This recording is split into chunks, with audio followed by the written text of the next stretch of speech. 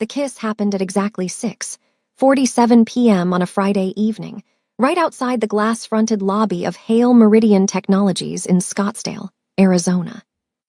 Loretta Hayes was standing on the sidewalk, car keys in her hand, laptop bag over her shoulder, minding her own business. She had just finished a 10-hour shift. Her feet were tired. Her brain was fried from staring at data models all day.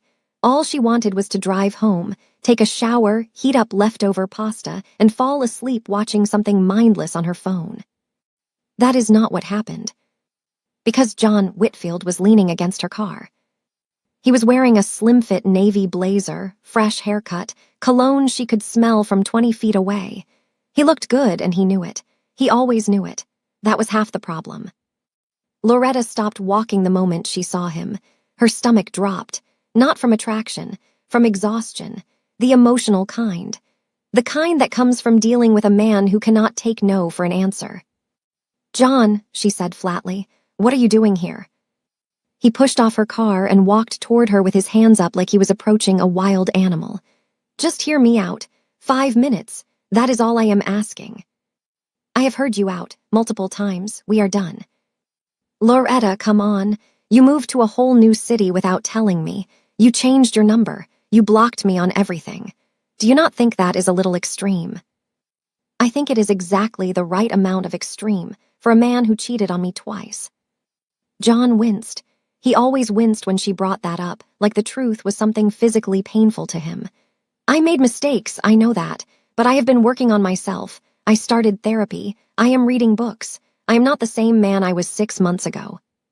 Loretta looked at him, really looked at him. He was handsome. He had always been handsome. Tall, brown skin, perfect teeth, the kind of smile that made women in restaurants turn their heads. She had loved that face once. She had trusted that face. And that face had lied to her over and over again until she did not recognize herself in the mirror anymore. "Good for you," she said. "I am happy you are growing. Grow away from me." She tried to step around him. He grabbed her hand. "John, let go of me. Just listen to me for 1 second." "Let go." He did not let go. Instead, he pulled her toward him and kissed her. Hard, fast, his lips pressed against hers before she could react. It lasted maybe 2 seconds, maybe 3, long enough. Loretta shoved him backward with both hands. He stumbled. She wiped her mouth with the back of her hand, her eyes blazing. "Do not ever touch me again," she said. Her voice was low and controlled, but her hands were shaking. "I swear to God, John, if you show up here again, if you come near my job, if you come near my apartment, I will file a restraining order so fast your therapist will need a therapist." John opened his mouth to respond, but something in her face stopped him. He had pushed too far, and even he knew it. He held up his hands, took a step back, and said nothing. Loretta got in her car, slammed the door, and pulled out of the parking lot without looking back. She did not cry. She was past crying over John Whitfield. But she was so focused on getting away from him that she never thought to look up. If she had, she would have seen a figure standing at the floor-to-ceiling window on the top floor of Hale Meridian Technologies. A man in a dark suit, phone forgotten in his hand, jaw clenched so tight the muscles in his neck were visible from across the room. Seo-Jin Park had seen everything. He had not meant to. He had been on a call with a supplier in Busan when movement outside the building caught his eye.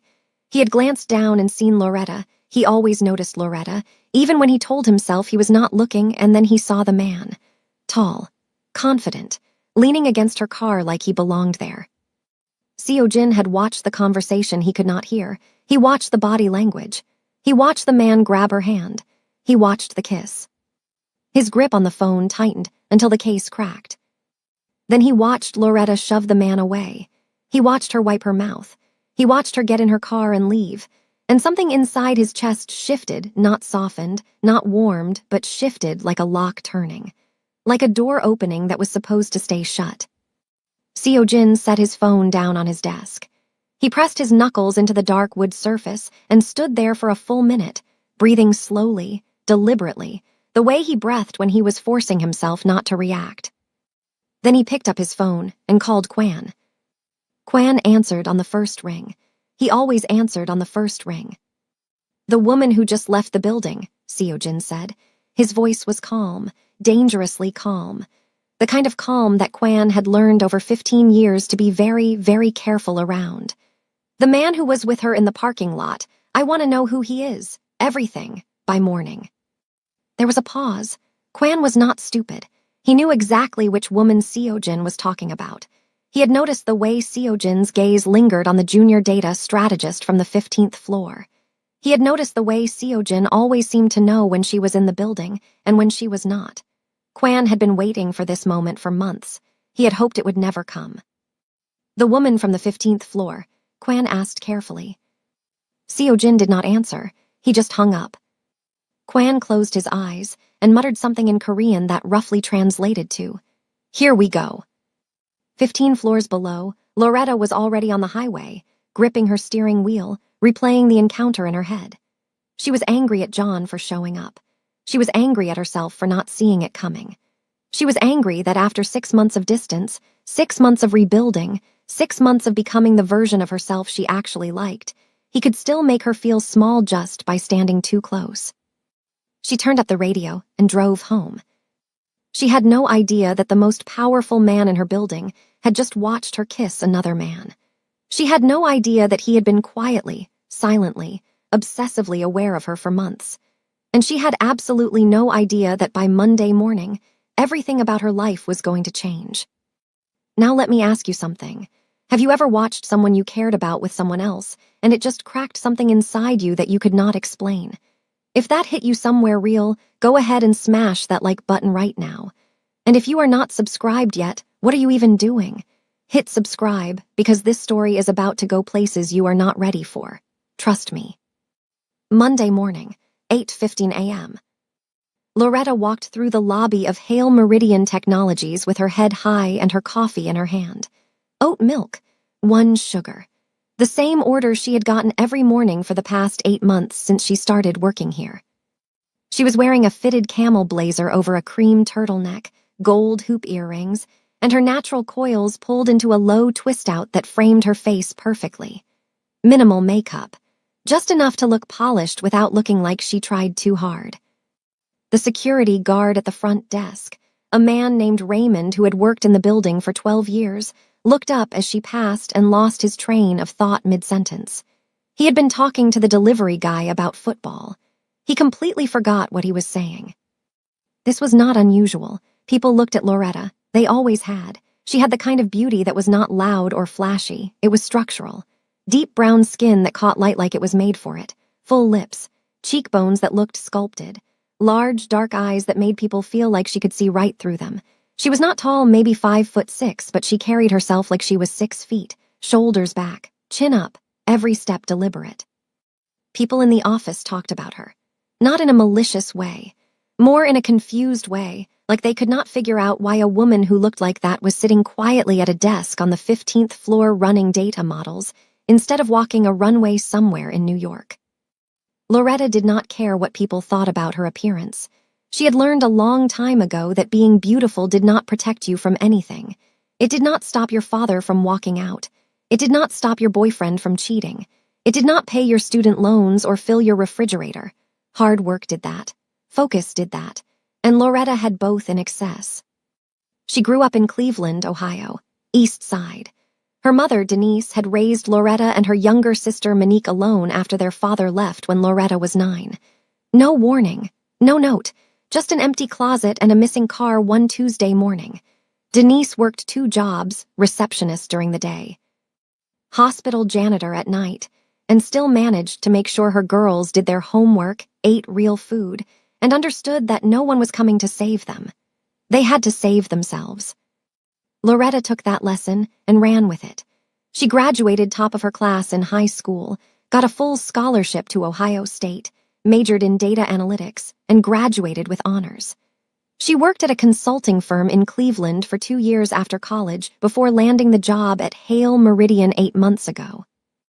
The move to Scottsdale was supposed to be a fresh start, away from Cleveland, away from the version of herself that tolerated being treated less than she deserved, away from John Whitfield and every single thing he represented. John had not been a bad boyfriend in the obvious ways. He did not yell. He did not throw things. He was charming and attentive and knew exactly what to say to make her feel like the only woman in the world. But he also cheated on her twice, once with a coworker, once with a woman he met at a bar, and both times, when Loretta found out, he turned it around on her. Made her feel like she was overreacting. Made her feel like her anger was the problem, not his betrayal. He would apologize with flowers and planned speeches that sounded rehearsed because they were. And twice, she stayed. She hated herself for staying, but she did. The third time, she did not stay. She packed her things, moved to Arizona, changed her number, and blocked him on every platform she could think of. She thought that was the end. Friday night proved it was not. She sat down at her desk on the 15th floor, put on her headphones, and opened her laptop. She was not going to think about John. She was going to think about the Kessler Brandt account, which was due for a full strategic review by Wednesday. Meanwhile, 14 floors above her, Seo-Jin Park was sitting at his desk, reading a file that Kwan had placed there at 7:00 a.m. The file was on John Whitfield, 29 years old, real estate agent based in Phoenix, licensed for 3 years, mediocre sales record. 2 previous girlfriends had filed informal complaints about controlling behavior, nothing criminal, nothing that resulted in charges, but a pattern that was clear if you knew what to look for. Currently living in a 1-bedroom apartment in Tempe. Drove a leased BMW. Had $42,000 in credit card debt. Seo-Jin read every page. Then he closed the file, slid it into his desk drawer, and locked it. He sat there for a long time, staring at nothing. Seo-Jin Park was 31 years old. Born in Seoul, South Korea. Raised between Seoul and Manhattan after his father relocated the family's business interests to the United States when Seo-Jin was 12. His mother, a woman named Yuna, died of cancer when he was 14. His father, Park Yi-won, was one of the most connected figures in the Korean underground, a man who built a legitimate empire on top of an illegitimate one and never let the two touch in public. When Yi-won died of a heart attack 3 years ago, Seo-Jin inherited everything. The legitimate company, Hale Meridian Technologies, a billion-dollar tech acquisitions firm with offices in Scottsdale and contracts across the country. And the other thing, the network, the syndicate, weapons brokerage, intelligence trading, territorial controls stretching from the West Coast to parts of the Midwest. An operation so carefully hidden that not a single journalist, law enforcement agency, or competitor had ever connected it to the clean, polished company that bore the Hale Meridian name. Seo-Jin ran both empires with surgical precision. He was quiet, controlled, and deliberate. He never raised his voice. He never made threats he did not intend to follow through on. He never drank more than 1 glass of anything. He exercised at 5:00 a.m. every morning. He read for 1 hour every night before bed. He wore dark, perfectly tailored suits that fit him like a second skin. He was lean, sharp-featured, with dark eyes that gave away nothing, and a jawline that could cut glass. Women noticed him. He did not notice them back. He had trained himself not to. Attachment was a vulnerability. His father had taught him that. His mother's death had confirmed it. The people you love become the weapons others use against you. And then Loretta Hayes walked into his building 8 months ago, and every rule he had built his life around started to crack. He first noticed her in the lobby during her first week. She was waiting for the elevator, holding a coffee, reading something on her phone. She was wearing a simple black dress and flats, nothing expensive, nothing flashy, and she was the most striking woman he had ever seen in his life. Not because of any single feature, because of the way she stood. Like she had already fought every fight that mattered and won, and she was just waiting for the next one. He memorized her face in 3 seconds, and spent the next 8 months pretending he had not. He learned her name from the company directory. He learned her schedule from the building's access logs. He learned that she stayed late on Wednesdays, that she took the stairs instead of the elevator when the wait was longer than 2 minutes, that she brought her lunch from home most days but ordered from the Thai place across the street on Fridays. He never spoke to her. He never introduced himself. He kept his distance, because he knew what he was, and he knew that a woman like Loretta Hayes did not belong anywhere near his world. But on Friday night, standing at his window, watching another man put his mouth on hers, something inside Seo-Jin broke free from the cage he had built around it, and he could not put it back. At 10:30 a.m. on Monday morning, Seo-jin did something he had never done before. He left his office on the top floor, took the elevator down to the 15th floor, and walked through the data strategy department. The reaction was immediate. People froze. Conversations stopped. Keyboards went silent. Seo-jin Park did not visit individual floors. He was the CEO. He existed in a different atmosphere. Seeing him walk through their department was like seeing a shark swim through a koi pond. Loretta had her headphones on. She was deep in a spreadsheet. She did not notice the silence around her.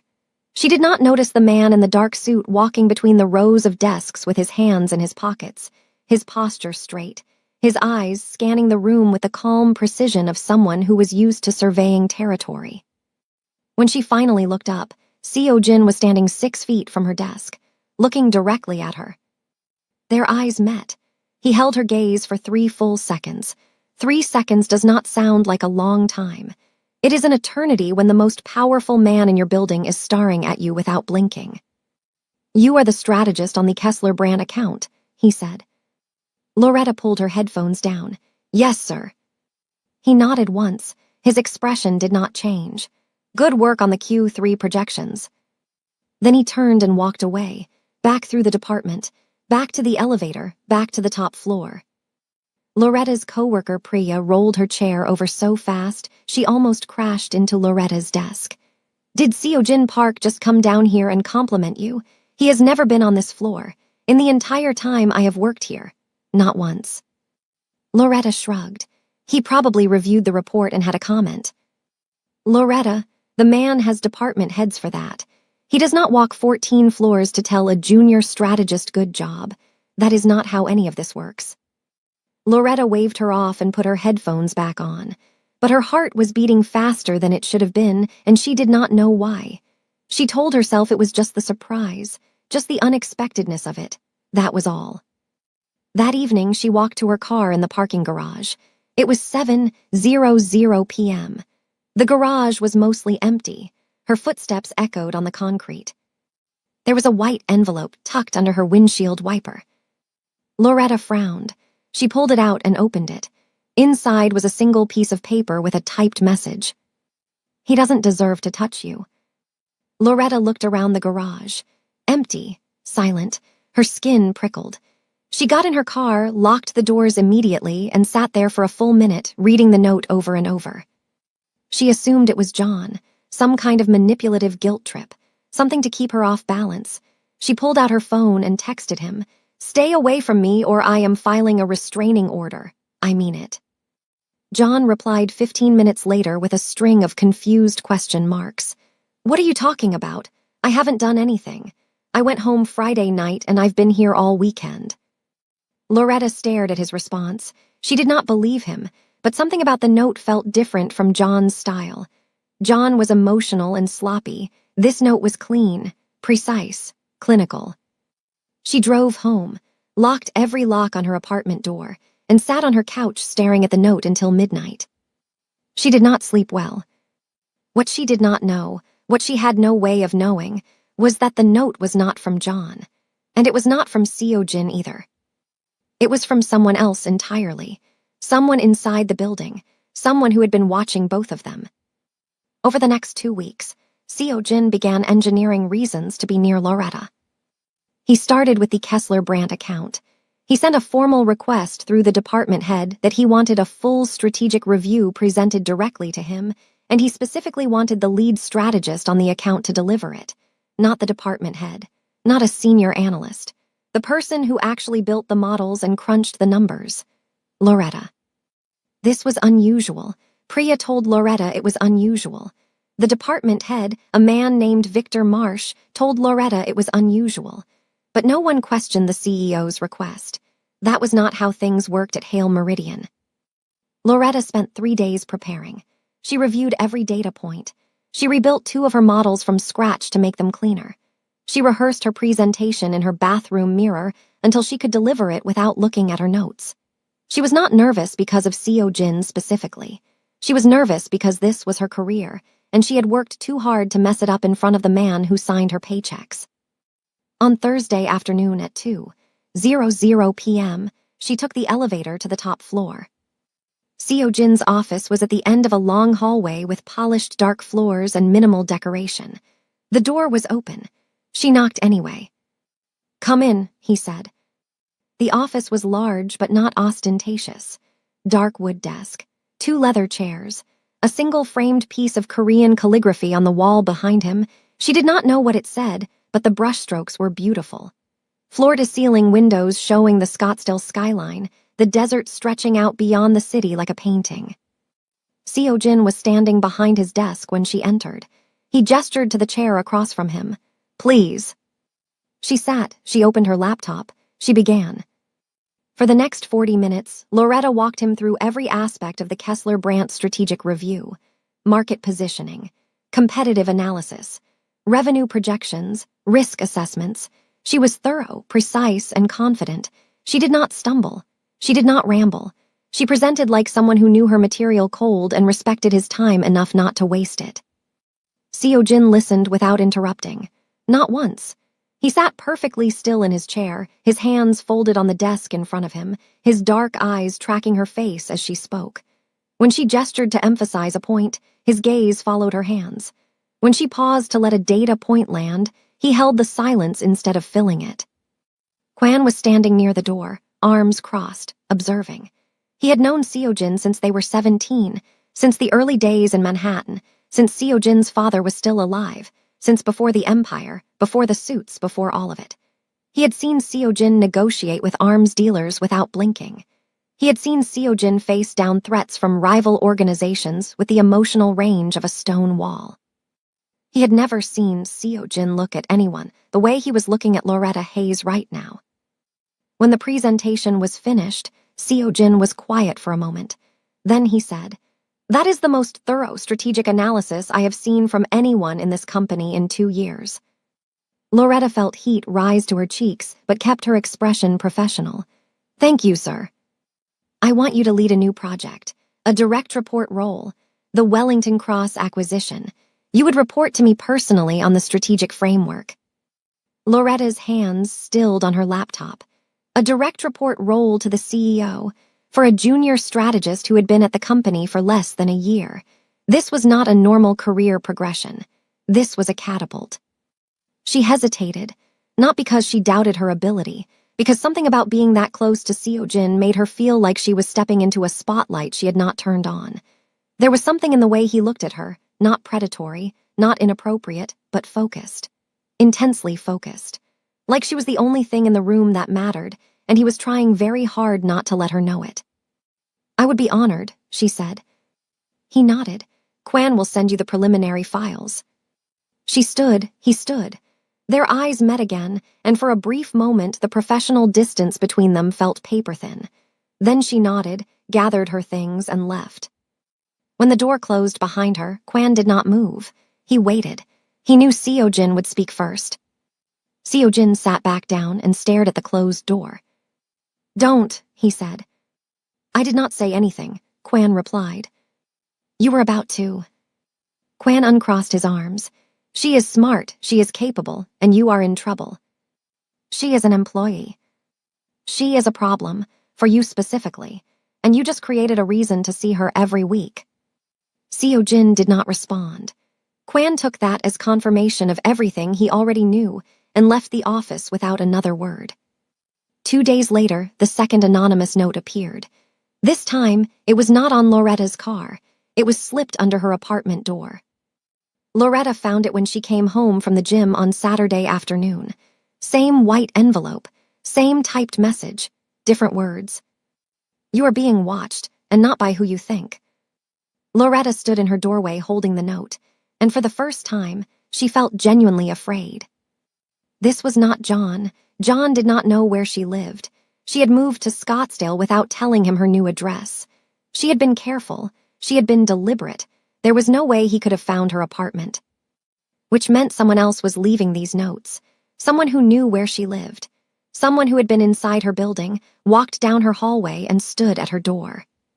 She called her sister Monique in Cleveland. Monique picked up on the second ring. "Someone is leaving me notes," Loretta said. She explained everything, the first note on her car, the second one under her door, the messages. Monique's voice went sharp immediately. Call the police, right now. And tell them what?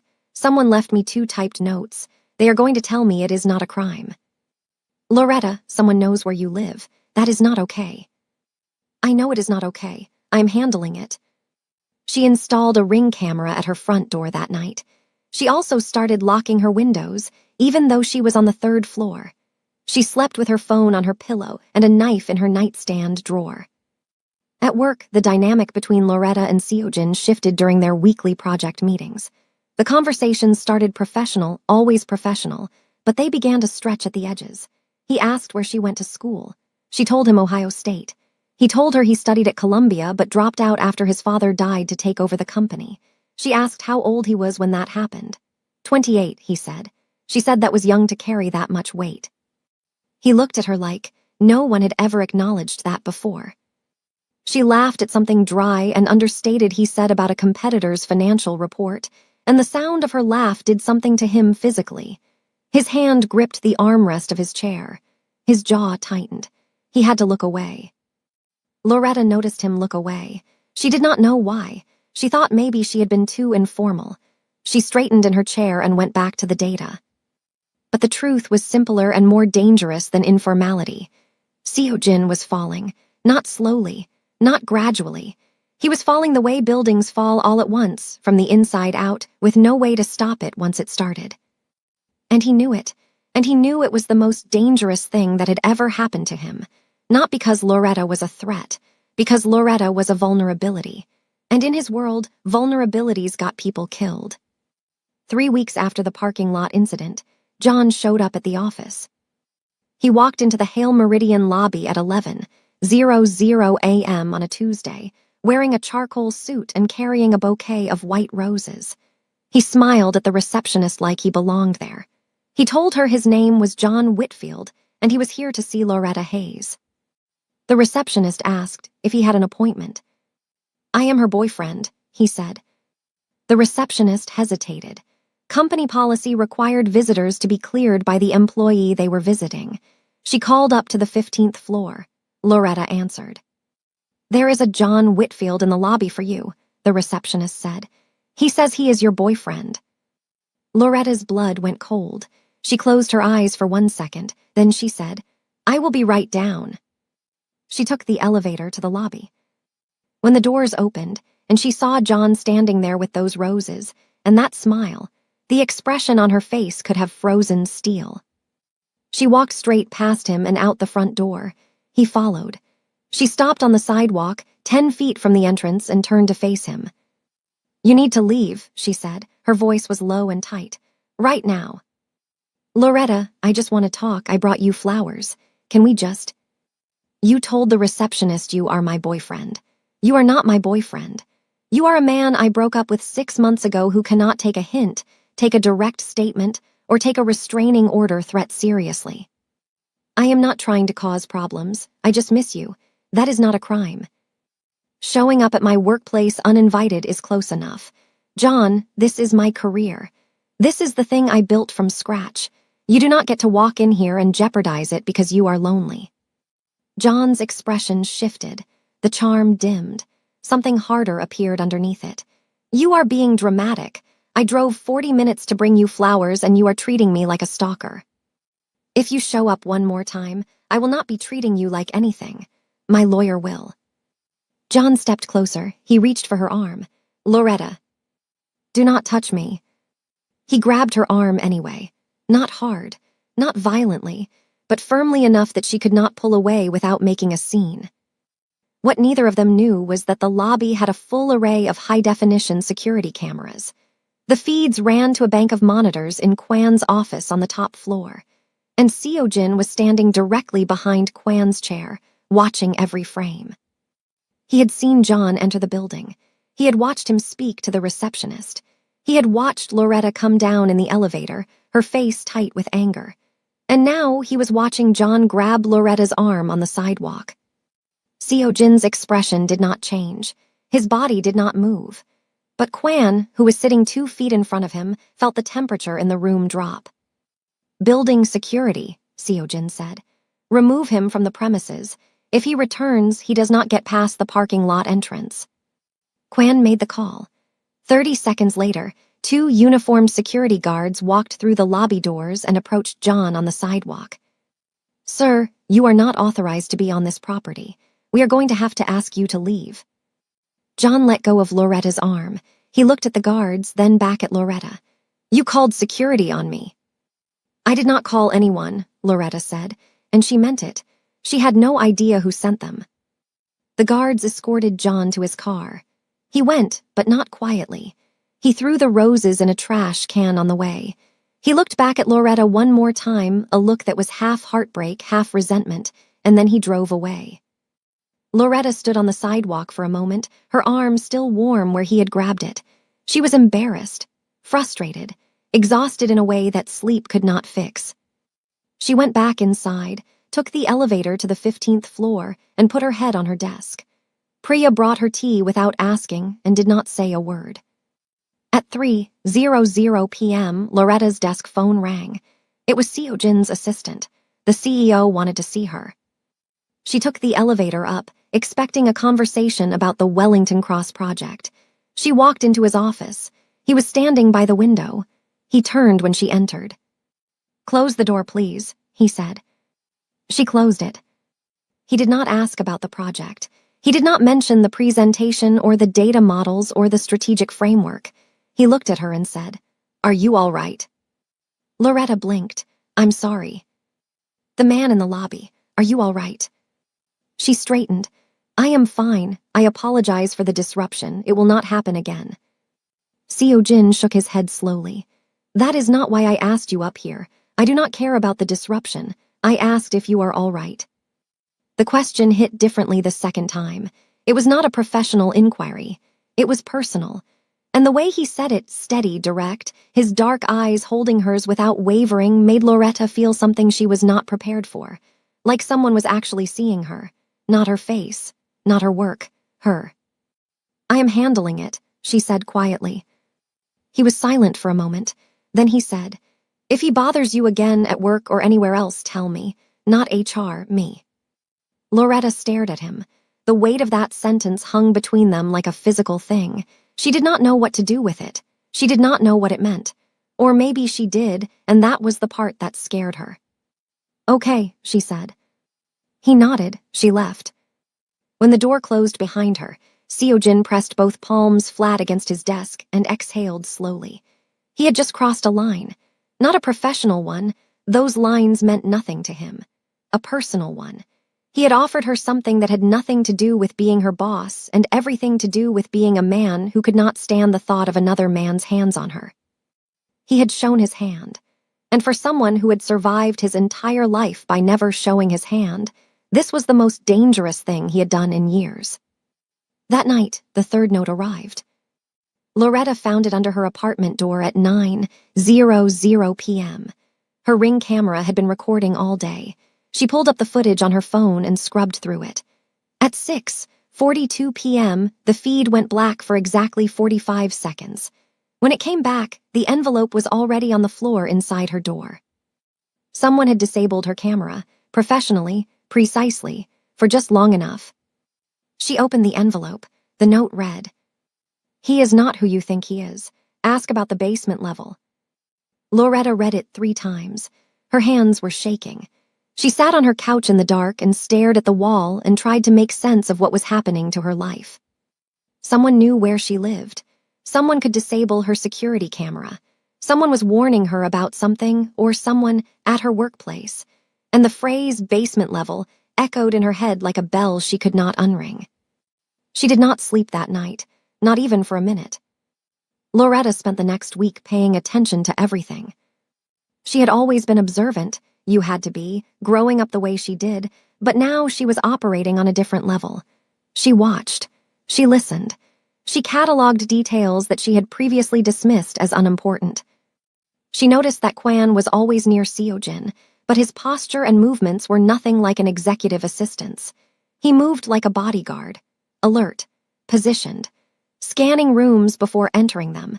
His hands were rough and calloused in a way that did not match a man who spent his days scheduling meetings and managing calendars. She noticed that certain men appeared on the executive floor who were not in the company directory. She checked. She had access to the employee database as part of her strategic work. These men were not listed anywhere. They wore dark suits and had earpieces and spoke in Korean, and they came and went at odd hours. She noticed the deliveries. After 8:00 p.m., when the building was mostly empty, unmarked vehicles would pull into the service entrance at the back of the building. They did not go to the loading dock on the first floor. They went lower, to a level that Loretta had never accessed, a level that was not marked on any floor map she had ever seen. The basement level. For 10 days, she told herself it was none of her business. She told herself she was being paranoid. She told herself the anonymous notes were messing with her head, and she was seeing conspiracies where there were none. But Loretta Hayes was not the kind of woman who could ignore a question once it had been asked. She had been built to dig, to analyze, to find the truth in the data. And this was just another data set, one with missing variables and incomplete inputs that her brain would not let go of. On a Thursday evening, she stayed late at the office. She told Priya she wanted to finish a report. When the 15th floor emptied out at 7:00 p.m., she waited another hour. At 8:15 p.m., she took the service stairwell down. Past the lobby, past the parking garage, down to the sub-basement level. The door at the bottom of the stairs required a keycard. She did not have one, but someone had propped it open with a small rubber wedge, the kind maintenance workers used to keep doors from locking behind them.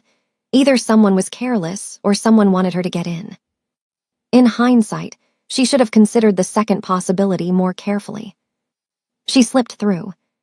The hallway beyond the door was stark. White walls, bright fluorescent lighting, no signage, no windows. Her heels clicked on polished concrete and the sound felt obscenely loud in the silence. The hallway opened into a large room, and what Loretta saw stopped her in her tracks. It was not a storage room. It was not a maintenance area. It was a fully operational command center. Banks of monitors lined one wall, showing live surveillance feeds from locations she did not recognize: buildings, intersections, parking lots, warehouses in different cities. A table in the center held maps with colored markers and annotations in Korean.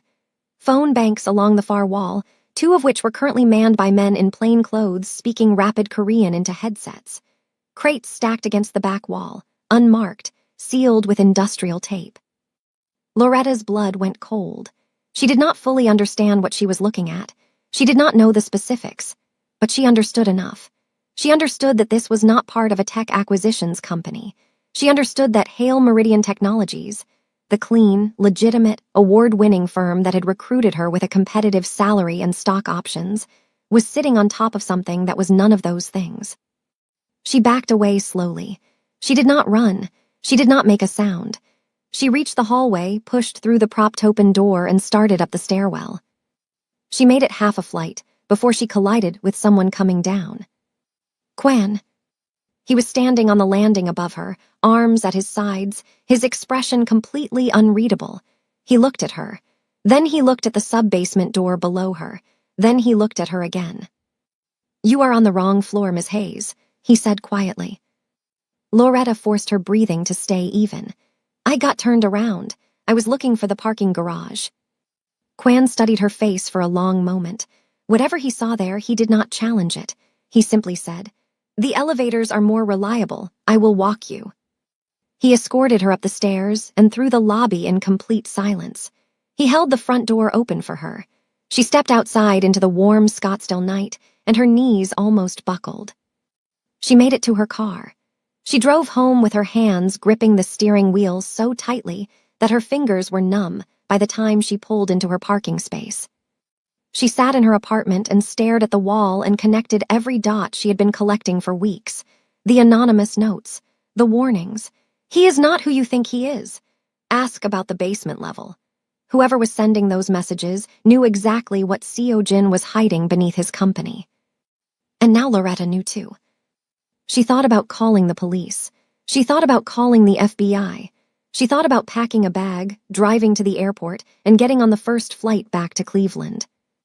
But she did not do any of those things, because something held her in place, something she could not name yet, something that had to do with the way Seojin looked at her when he asked if she was all right, and the way he said, "Tell me," not HR, me, and the way his hand gripped his armrest when she laughed. She was afraid, but she was not running, not yet. At 10:00 p.m. in his office on the top floor, Seojin's phone buzzed. Kwan's name on the screen. She went to the lower level, Kwan said. She saw the operations room. Seojin was silent for so long that Kwan checked to make sure the call was still connected. Then Seojin asked, very quietly, how much did she see? Kwan paused. Enough. The silence that followed was the loudest thing either of them had ever heard. Seojin did not sleep that night. He paced his penthouse in Paradise Valley, 5,000 square feet of glass and concrete and cold modern furniture, surrounded by the dark desert hills, a house that felt more like a fortress than a home. He had two options, and both of them were terrible.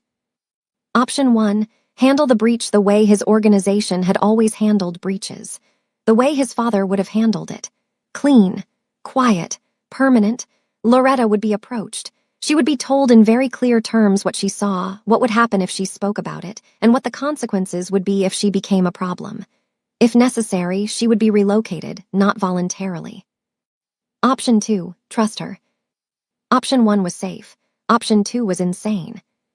Seojin chose option 2. And he did not choose it because it was strategic. He chose it because the thought of Loretta looking at him with fear in her eyes made him feel something so close to physical pain that he could not breathe properly. At 9:00 a.m. the next morning, he sent for her. Loretta arrived at his office bracing herself. She had spent the night preparing for every possible scenario, being fired, being threatened, being confronted by men in dark suits who would make her sign something or else. She wore a black blazer-like armor. She kept her hands still at her sides. She walked in with her chin up. Seojin was sitting behind his desk. The blinds were closed. The door was shut. Kwan was nowhere in sight. "Sit down," Seojin said, not unkindly, but not gently either. She sat. He looked at her for a long moment, and then he said something she was not expecting. "Ask me what you want to ask me." Loretta held his gaze. Her heart was hammering, but her voice was steady. "What is in the sub-basement?" And Seojin told her. Not everything, but enough. He told her that Hale Meridian Technologies was real. The tech acquisitions, the consulting contracts, the data analytics division, all of it generated legitimate revenue. The company was not a shell. It was not a fake. It was a functioning, profitable business that employed hundreds of people and served real clients. But beneath that surface, Seojin controlled a network that his father had built over 30 years. An inherited syndicate operation that dealt in weapons brokerage, intelligence trading, and territorial control across the West Coast. It reached into San Jose, into Seattle, into parts of Las Vegas and Denver. It was not a street gang. It was not chaotic or flashy. It was an organization run with the precision of a Fortune 500 company, because that is exactly what Seojin had modeled it after. He told her there were lines he did not cross. He did not deal in narcotics. He did not traffic human beings. He did not target civilians. He had a code, inherited from his father, refined by his own principles, and he enforced it absolutely. But he was not a good man, not by any legal definition, and he was not going to pretend otherwise. When he finished, the room was very quiet. Loretta sat perfectly still for nearly a full minute. Then she asked, "Why are you telling me this? You could have just made me disappear." Seojin looked at her, and for the first time since she had known him, something in his expression shifted. The mask slipped, not completely, just enough for her to see what was underneath, not a CEO, not a syndicate boss, not a calculated man in a dark suit, just a person, tired, alone, carrying something so heavy that it had reshaped his entire skeleton. "Because I would rather lose everything I have built," he said, "than hurt you. And I need you to know that before you decide what you want to do next." Loretta's breath caught in her chest. This was not a romantic confession. It was something deeper, an admission that she had power over him, That in a world built entirely on control, she was the one thing he could not control. And instead of eliminating that vulnerability, he was sitting across from her with his hands open, telling her the truth. She did not run, she did not cry, she sat with it. She let the weight of it settle into her bones. Then she said, "Who is sending me the notes?" Seojin's expression changed instantly. The vulnerability disappeared. The mask snapped back into place. "What notes?" She told him everything, the 3 anonymous messages, the disabled Ring camera, the typed warnings. "He doesn't deserve to touch you. You are being watched. Ask about the basement level." Seojin's jaw tightened with every sentence. By the time she finished, his hands were flat on the desk, pressing down so hard that his knuckles were white. He had not known about the notes. He had not authorized them. He had not sent them. Someone with access to his world, his building, his security equipment, was targeting the woman he cared about, and he did not know who. "This is no longer about you and me," he said, his voice flat with cold focus. "Someone inside my operation is using you to get to me. They led you to the sub-basement. They wanted you to find it. They wanted to create a situation where I would have to deal with you, one way or another. This is a power play." He picked up his phone and called Kwan. "My office, now." Kwan arrived in 90 seconds. Seojin told him about the notes and gave him a directive: find out who sent them, trace the paper, trace the printer, identify who had access to the frequency jammer used to disable Loretta's Ring camera. Full investigation. No one is exempt from suspicion. He also insisted that Loretta accept a security detail. One person, plainclothes, discreet, someone who would shadow her commute and monitor her building. Loretta resisted. "I did not sign up for this. I do not want someone following me." Seojin leaned forward. "The person sending those notes wanted you to find the operations room. They engineered the entire thing. That means they are using you as a tool to destabilize me. And if they are using you, then you are already in danger whether you accept my help or not." She stared at him. She hated that his logic was airtight. She agreed. That night, Seojin drove to Loretta's apartment complex himself. He parked his black Audi across the street and sat there in the dark, watching her building, scanning the perimeter, waiting for the security detail to take position. Loretta saw his car from her window. She recognized it. She had seen it in the executive parking section of the garage enough times. She picked up her phone and texted him. She had gotten his number from the project files weeks ago, but had never used it until now. "You can come inside. You don't have to sit out there." He did not reply for 10 minutes. Then, "That would not be appropriate." She almost smiled. She texted back, "Since when do you care about appropriate?" In his car, Seojin read the text and felt something crack across his face that he barely recognized. It was almost a smile. He put his phone down. He sat there for another 20 minutes. Then he drove home. Kwan's investigation took 5 days. The results were terrifying. The anonymous notes had been printed on premium paper stock, a specific brand and weight that was used exclusively on Hale Meridian's executive floor. Nowhere else in the building, just the top floor. The frequency jammer used to disable Loretta's Ring camera was a model issued to Seojin's own security team. Only 6 people had access to that equipment. All 6 were vetted, trusted members of the inner circle. Whoever was behind this was not an outsider. They were inside, close, possibly sitting in the same meetings, standing in the same hallways, breathing the same air as Seojin every single day. Kwan presented his findings in Seojin's office behind a locked door. He narrowed the suspects to 3. The first was Di-ho, a lieutenant in the organization who had served under Seojin's father for over a decade. Di-ho had never been comfortable with Seojin's leadership. He thought Seojin was too careful, too corporate, too American. He wanted the operation to be more aggressive, more traditional, more like the old ways. He had access to the executive floor and the security equipment. The second was Mr. Yun, a logistics coordinator who managed shipment routes through the Southwest. Yun was efficient and reliable, but Kwan had recently flagged financial irregularities in his accounts, small payments from a source that traced back to a rival syndicate based in San Jose. If Yun had been turned, he could be feeding information and acting on someone else's orders. The third suspect was the most disturbing of all. Hyun-woo Park, Seo-jin's cousin, 29 years old, the son of Seo-jin's uncle who had been a senior figure in the organization before his death 5 years ago. When Seo-jin's father died and Seo-jin inherited control, Hyun-woo had expected to be elevated. He was not. He was kept in a mid-level operational role, and he had never forgiven Seo-jin for the slight. He smiled in meetings. He was polite in person. But Kwan had never trusted the quietness of his resentment. Quiet resentment was the most dangerous kind. Seo-jin listened to the 3 profiles without expression. When Kwan finished, Seo-jin said, "Watch all 3. Tell me the moment one of them makes a move." Meanwhile, something was happening between Seo-jin and Loretta that neither of them could stop, even though both of them knew they should. Their project meetings had become the anchor of their weeks. They met every Tuesday and Thursday in his office. The meetings were supposed to last an hour. They lasted 2, sometimes 3. The Wellington Cross project was real and it was demanding, but somewhere in the second hour the conversation would drift. Not dramatically, not obviously, but the edges softened. He told her about growing up in Seoul, about his mother Yuna, who used to take him to the Bukshan Hanok village on Sundays and buy him red bean pastries. About how when she died, his father stopped speaking for 3 days. Just silence. 3 days of nothing.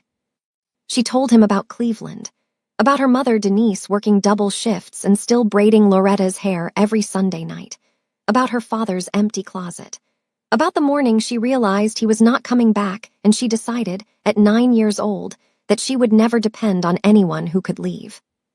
They were not supposed to understand each other this well. They came from different continents, different languages, different worlds. But there was a current running beneath everything, a recognition. They had both been shaped by loss. They had both learned to survive by building walls so high that most people never tried to climb them. One Thursday evening, after a meeting that had stretched past 8:00 p.m., Loretta stood to leave. Seo-jin stood too. They were close. Closer than usual. The desk was not between them anymore. She had moved to the window to look at the city lights while making a point about the acquisition timeline, and he had followed without thinking. Now they were standing 3 feet apart, and the air between them felt charged. Electric, dangerous. He said, "I think about the night I saw you outside this building. That man, the kiss, I think about it more than I should." Loretta's lips parted slightly. "You saw that." "I see everything when it comes to you. I have for months." She should have been unsettled. She should have taken a step back. She did not. "He kissed me," she said quietly. "I did not kiss him. There is a difference." Seo-jin nodded slowly. "I know. I watched you push him away. That is the only reason that man still walks comfortably." The weight of that statement settled between them. Loretta understood what he was saying, not as a threat, as a fact. She took a step closer. She reached out and placed her hand flat against his chest. His heart was hammering, rapid, hard. She could feel it through his shirt, through the fabric, through the armor he wore every single day.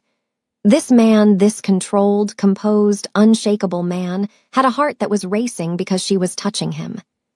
"You do not own me, Seo-jin," she said. "I know. But you can have me, if you ask." He looked down at her hand on his chest. Then he looked at her face. Something passed behind his eyes, want, restraint, and a war between the two that he was barely winning. He took her hand from his chest, lifted it to his mouth, and pressed his lips to her knuckles. Softly, deliberately, like she was something sacred that he was terrified of breaking. "Not until I know you are safe," he said.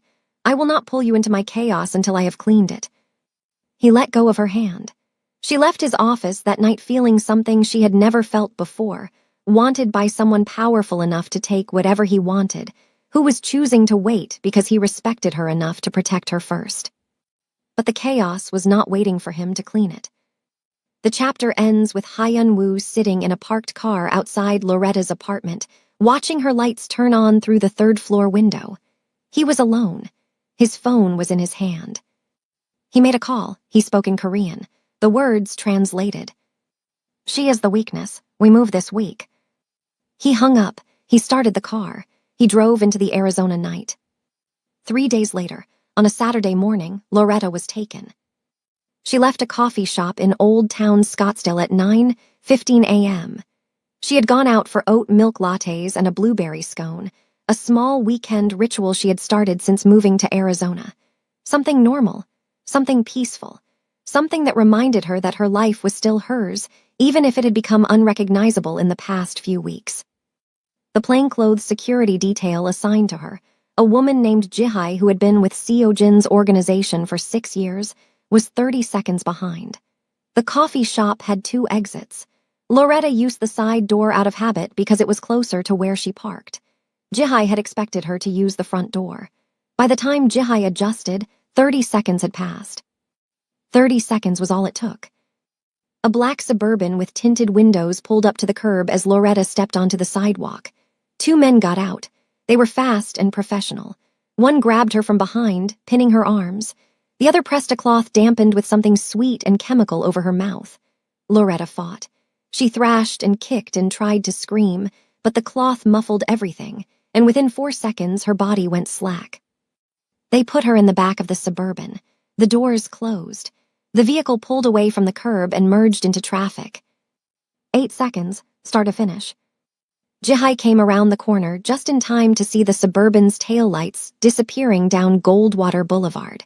She sprinted to her own vehicle, grabbed her phone, and called Kwan. Kwan answered on the first ring. They took her, Jihai said. Kwan was already moving. He crossed the hall to Seo Jin's penthouse. Seo Jin was in the kitchen, drinking coffee, reading a briefing on his tablet. A normal Saturday morning. The last normal moment he would have for a long time. Kwan said 2 words. They took her.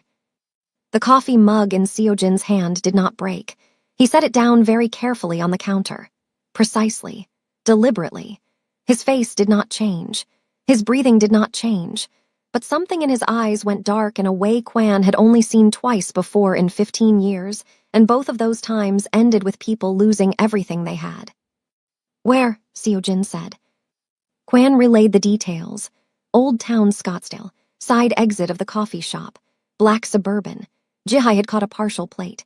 Kwan's team was already running it through their network, not police databases, not DMV records, but the shadow network that Seo Jin's organization maintained across the Southwest. Surveillance contacts, street-level informants, traffic camera access in Scottsdale, Tempe, Phoenix, and Mesa. Within 45 minutes, they had a hit. The Suburban's plate matched a vehicle registered to a shell company called Desert Line Logistics. Kwan ran the shell company through 3 layers of corporate filings. The company was registered in Nevada. The registered agent was a law firm in Reno. The law firm's client list included, buried 4 levels deep in a web of subsidiaries and trusts, a name, Park Hyunwoo. Seo Jin stared at the screen. His cousin's name glowed in the blue light of the monitor. Where is the vehicle now? He asked. Kwan pulled up a traffic camera feed from South Mesa. The Suburban had been tracked to an industrial district, a cluster of warehouses and manufacturing buildings near the intersection of Baseline Road and Sawsalmon. One of the warehouses was registered to another Desert Line Logistics subsidiary. Seo Jin stood up. 6 men, armed, Kwan drives. Kwan nodded. He made the calls. 20 minutes later, 3 black vehicles left Seo Jin's compound in Paradise Valley and drove south toward Mesa. Seo Jin sat in the front passenger seat of the lead vehicle. He did not speak. He did not check his phone. He stared straight ahead with the focus of a man who had reduced his entire universe to a single point: get her back. They arrived at the warehouse at 10:47 a.m. The building was beige concrete, windowless, surrounded by a chain-link fence with no security guard and no cameras. The Suburban was parked around back. Seo Jin got out of the car first. He was not carrying a weapon. He walked to the warehouse entrance, a heavy steel door, unlocked, and pushed it open. The interior was a large open space. Concrete floor, exposed steel beams, fluorescent lights humming overhead, and in the center of the room, Loretta. She was sitting in a metal folding chair. Her wrists were zip-tied in front of her. Her blazer was torn at the shoulder. A bruise was forming on her left cheekbone where she had been struck for fighting back. Her hair was loose, her twist out undone from the struggle. Her eyes were wide, But she was not crying. She was not screaming. She was furious. When Loretta saw Seojin walk through that door, something in her face shifted. Not gradually, instantly, from fury to relief, from fear to something that looked a lot like trust. Like whatever was about to happen, the fact that he was here meant she was going to be okay. Hyun-woo was standing behind her. Two of his men flanked him on either side. He was dressed casually, gray sweater, dark jeans, sneakers, like he had planned this as a low-key Saturday errand. He had his hands in his pockets. He was smiling. "Cousin," Hyun-woo said, "thank you for coming so quickly. I was worried you might not care." Seojin's 6 men fanned out behind him, forming a silent wall of dark suits and controlled violence. Seojin himself stood in the center, hands at his sides, completely still. "Let her go," he said. "Not yet. We need to talk first." "We have nothing to talk about." "Actually, we do." Hyun-woo stepped around Loretta's chair and walked towards Seojin, maintaining a careful distance. "You have become compromised, Seojin. You know it. Kwan knows it. Everyone who has been watching you for the past 3 months knows it. You are distracted. Your judgment is clouded. You made a direct report role for a junior employee because you wanted an excuse to sit in a room with her twice a week. You assigned personal security to someone who has no connection to the organization. You told her about the operations room. You told a civilian the truth. You sent the notes, Seojin said. It was not a question. Hyun-woo tilted his head. I created an opportunity. I gave her breadcrumbs, the basement-level reference, the propped-open door. I wanted to see what you would do when she found out. I wanted to see if you would handle her the way you should have, or if you would let your feelings override your judgment. And you let your feelings override your judgment, which is exactly what I told the elders in Seoul. You spoke to the elders. I did. I told them their hand-picked successor has fallen for a woman who has no place in our world. I told them the operation is at risk, and I offered them an alternative. You. Me, Hyun-woo's smile widened. I am giving you a choice, cousin. Step down from leadership of the network, voluntarily, quietly. Keep the company. I do not care about the tech firm. Just give me control of the real operation. Or, he glanced back at Loretta, I demonstrate to the elders exactly how compromised you are by showing them what happens when liabilities are not addressed. Loretta's eyes were locked on Seojin. She could not fully follow what was being said, the implications, the layers, the politics of a world she had only glimpsed, but she understood the core of it.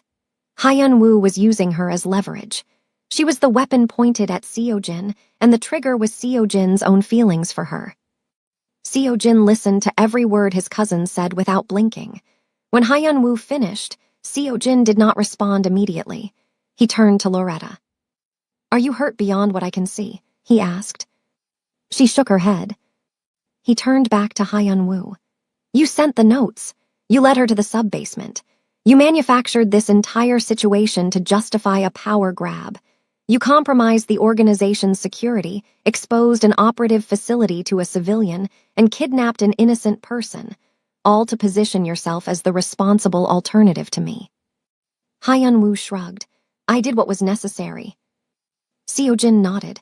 Then he said very calmly, Kwan. Kwan stepped forward and placed a tablet on a crate near the center of the room. The screen was lit.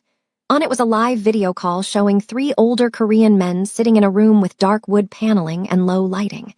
Their faces were stern, lined with age and authority. These were the syndicate elders in Seoul, the 3 men whose approval Hyun-woo claimed to have, the 3 men whose blessing he said he had secured. They had been listening to every word. Seojin had activated the feed before he entered the warehouse. His phone had been transmitting the entire time, every sentence, every admission, every detail of Hyun-woo's confession.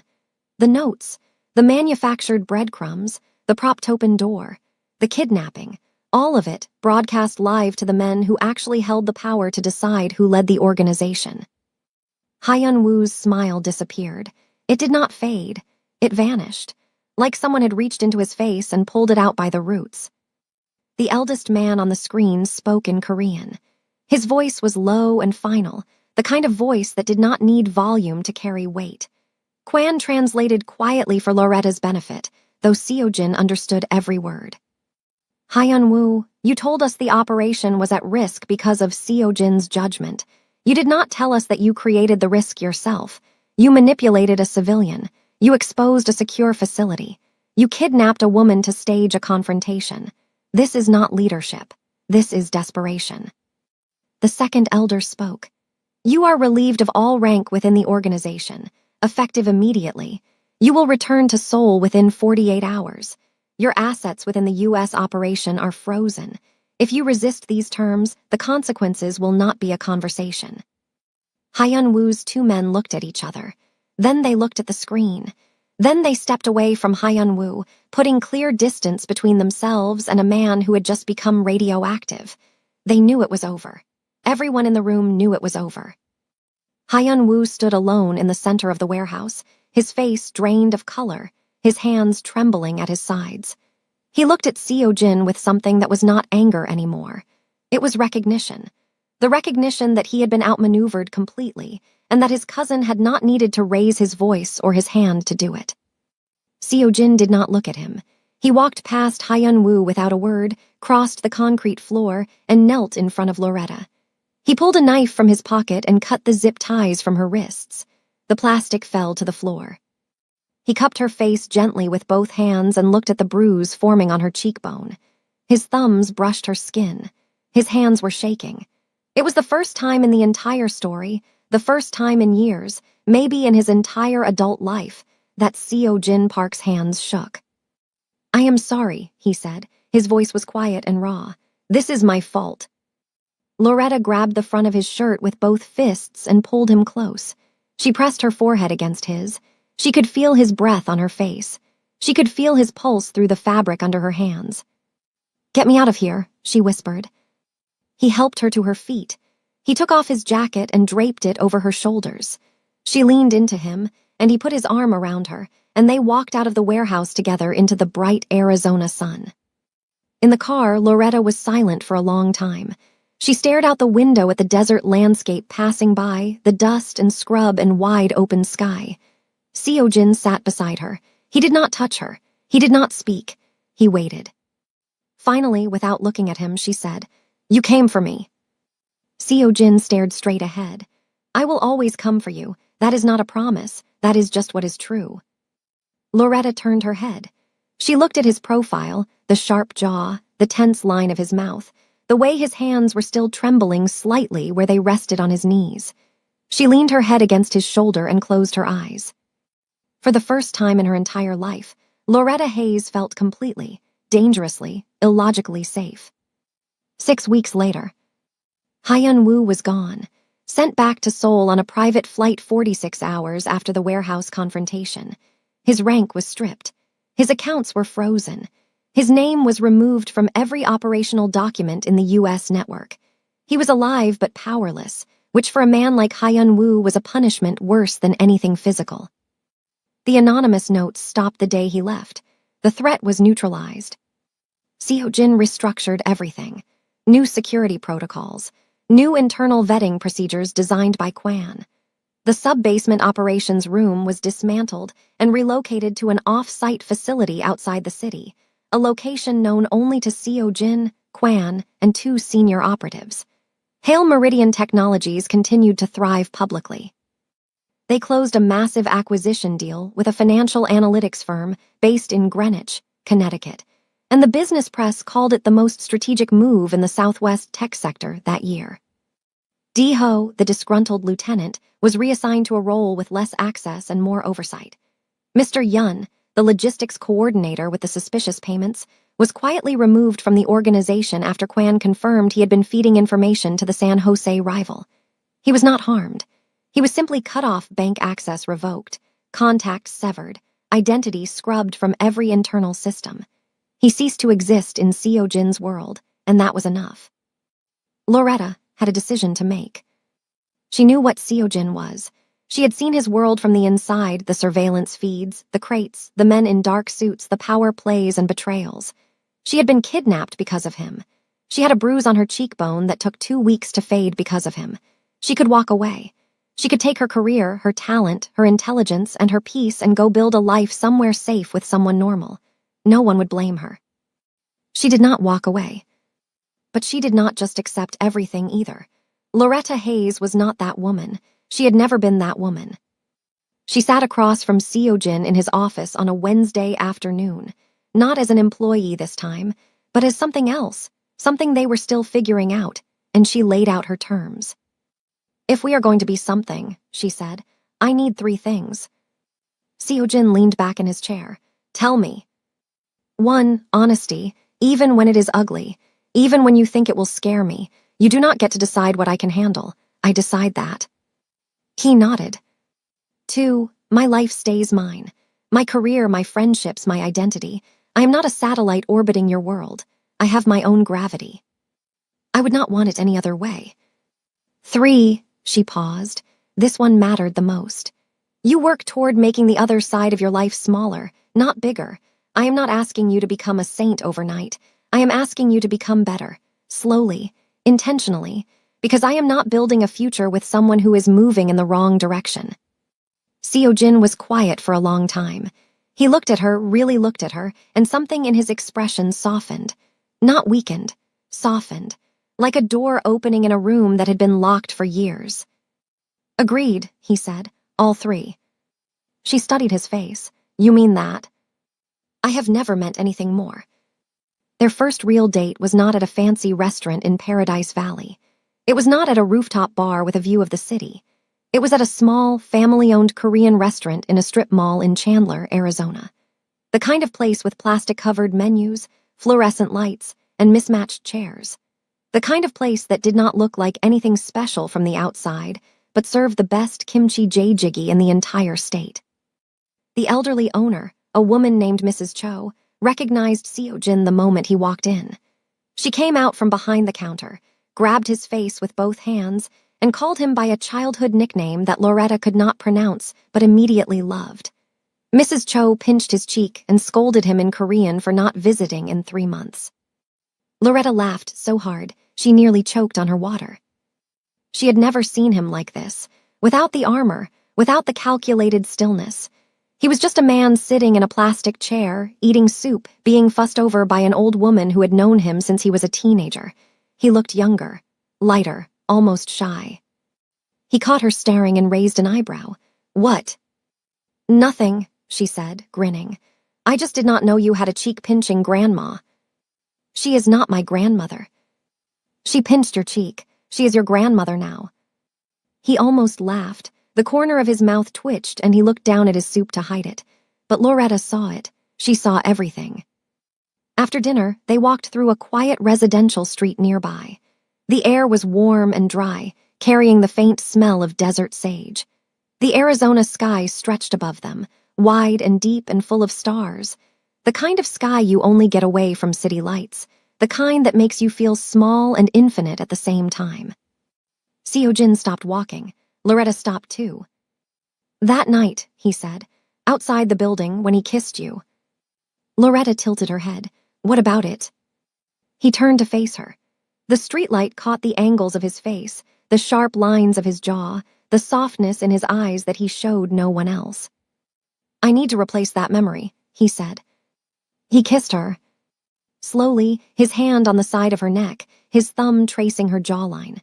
Her fingers curled into the fabric of his shirt, pulling him closer. It was not rushed. It was not desperate. It was the kind of kiss that rewrites everything that came before it. The kind that makes you forget every wrong mouth that ever touched yours. When they pulled apart, Loretta's eyes were still closed. She opened them slowly and whispered, "Better than the lobby." Seojin looked at her like she was the only thing in the entire world that mattered. "Nothing compares to you." They stood there for a long moment, forehead to forehead, breathing each other in. 2 people who had spent their whole lives building walls finally standing in the rubble of them. 6 weeks after that, Loretta video-called her sister Monique from the balcony of Seojin's penthouse. The Scottsdale skyline glowed behind her, all golden lights and dark mountains. She was wearing one of his oversized t-shirts and a pair of shorts, her natural hair loose around her shoulders, and she was smiling, not the polished, professional smile she gave the world, but the real one, the unguarded one, the one that reached her eyes and lived there. Monique answered on the first ring. She took one look at her sister and said, "Girl, you look different." Loretta laughed. I feel different. Different how? Different good. Different, I need to flight Arizona different. Different good, really good. Monique leaned closer to the screen, her eyes narrowed. Is he there? From inside the penthouse, Seo Jin's voice carried through the open balcony door. Tell your sister I said hello. Monique screamed. It was the kind of scream that could be heard 3 states away. Loretta held the phone at arm's length and laughed harder than she had laughed in years. Seo Jin appeared in the background of the frame, carrying 2 glasses of red wine, looking like a man who had just discovered that happiness was an option he had never previously considered. He set 1 glass on the balcony railing next to Loretta and stood behind her, his hand resting on the small of her back. Monique was fanning herself dramatically. Loretta Marie Hayes, you better not mess this up. Loretta looked over her shoulder at Seo Jin. He looked down at her. The look that passed between them did not need words. It was the kind of look that contains an entire future, messy and complicated and imperfect and real and absolutely, stubbornly, defiantly worth it. Loretta turned back to the screen. I won't. She meant it. Loretta Hayes grew up in Cleveland, Ohio, believing that safety was something you earned through hard work and vigilance. She built walls. She built plans. She built a life that depended on no one but herself, because everyone who was supposed to stay had left, and she decided at 9 years old that she would never be caught off guard again. Seo Jin Park grew up between Seoul and Manhattan believing that love was a vulnerability, a crack in the armor, a weapon that the world would use against you if you were foolish enough to let anyone close. He inherited an empire built on control, and he ran it by feeling nothing. They were both right, and they were both wrong. Because the truth is, love is not safe. It is not predictable. It does not wait for you to be ready or for your life to be clean or for the timing to make sense. It walks into your building on a Monday morning in a camel blazer and gold hoops, and it dares you to stay the same. It sits across from you in your own office and asks you to be better. It grabs your shirt in a warehouse and whispers, "Get me out of here," and you realize that every wall you ever built was not protecting you. It was just keeping you alone. Loretta stayed. Seo Jin let her in. And in a world built on power and silence and control, that was the bravest thing either of them had ever done. Now, if this story made you feel something real, if you were rooting for Loretta and Seo Jin from the very first chapter, drop a comment right now and tell me what moment got you. Was it when he watched her from that window? When he said, "Tell me, not HR"? When his hands were shaking as he cut those zip ties? Or was it that kiss under the Arizona stars? Tell me. I want to know. And if you are still sitting here without liking this video and subscribing to this channel, honestly, you are hurting my feelings at this point. Hit that button.